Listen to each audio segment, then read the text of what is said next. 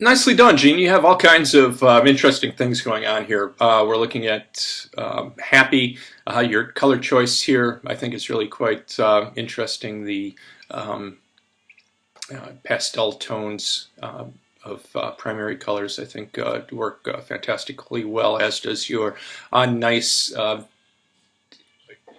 choice of motifs here. The circles against the hexagons make it look like a variation of motif. So circles and turning into hexagons or whatever it may be, I think works quite well in expressing the emotion.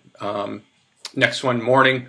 Again, quite good variation of motif through color, a little bit of size variation. And that might be the only thing that I'd suggest in your submissions here is greater size variation. That'll help with introducing increased visual interest and increased depth of field. But I think your color choices here are right on, as is the composition itself.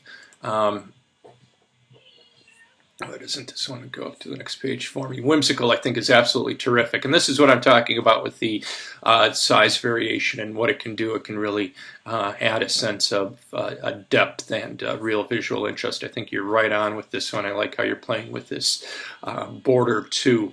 Quite Art Nouveau approach to the use of picture planes and framing, those kinds of ideas, and I think that's absolutely terrific. And then anger, well expressed through the very angular forms that you're using here, repeated motifs, good visual motion, all those kinds of things. So I think they're absolutely terrific. Well done.